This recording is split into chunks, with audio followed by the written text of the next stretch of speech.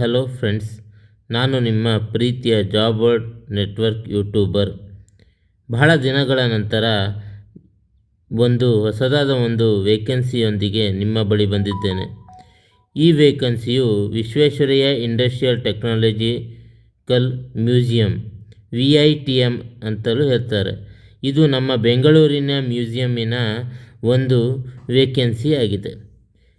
ಯಾವೆಲ್ಲ ವೇಕೆನ್ಸಿಗೆ ಅರ್ಹರಾಗಿರುವ ಅಭ್ಯರ್ಥಿಗಳನ್ನು ಕರೆದಿದ್ದಾರೆ ಅಂತ ನೋಡೋದಾದರೆ, ಈ ಬ್ಯಾಚುಲರ್ ಡಿಗ್ರಿ ಹಾಗೂ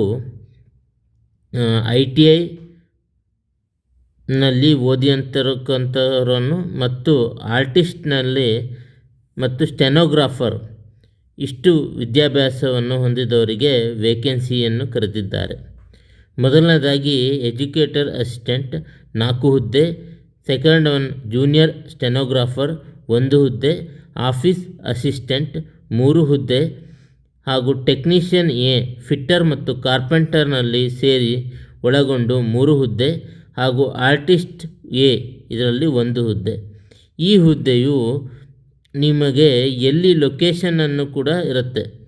ಎಲ್ಲ ಹುದ್ದೆಗಳ ವಯೋಮಿತಿಯನ್ನು ಕೂಡ VITMನ ವೆಬ್ಸೈಟ್ನಲ್ಲಿ ತಿಳಿಸಲಾಗಿದೆ ಹಾಗೂ VITMನ ವೆಬ್ಸೈಟ್ನಲ್ಲಿ ಹೋಗಿ ಅಪ್ಲೈಯನ್ನು ನೀವು ಮಾಡ್ಬೋದು. ಯಾರೆಲ್ಲ ಅರ್ಹರಾದ ಅಭ್ಯರ್ಥಿಗಳು ತಮ್ಮ ಹುದ್ದೆಯನ್ನು ನೋಡಿಕೊಂಡು ಅಪ್ಲೈ ಮಾಡಬೇಕಂತ ಹೇಳ್ತೀನಿ. ಈ ಎಲ್ಲ ಹುದ್ದೆಗಳು ಎಲ್ಲೆಲ್ಲಿ ಪೋಸ್ಟಿಂಗ್ ಇದೆ, ಬೆಂಗಳೂರು, ಕೋಲ್ಕತ್ತಾ,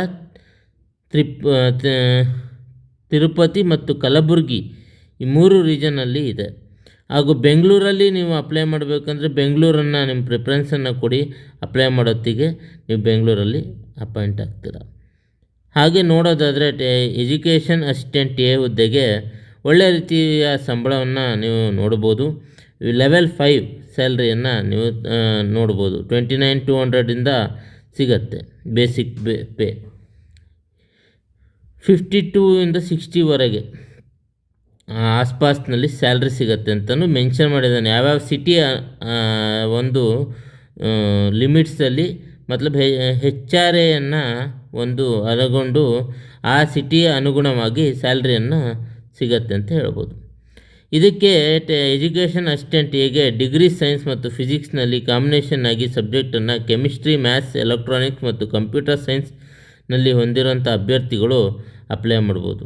ಅಥವಾ ಸೈನ್ಸ್ನಲ್ಲಿ ಕೆಮಿಸ್ಟ್ರಿ ಕಾಂಬಿನೇಷನ್ನಲ್ಲಿ ಝುವಾಲಜಿ, ಬಾಟನಿ ಮತ್ತು ಮೈಕ್ರೋಬಯಾಲಜಿ ಹಾಗೂ ಎನ್ವೈರ್ಮೆಂಟ್ ಸೈನ್ಸನ್ನು ಮಾಲಿಕ್ಯುಲರ್ ಬಯಾಲಜಿಯನ್ನು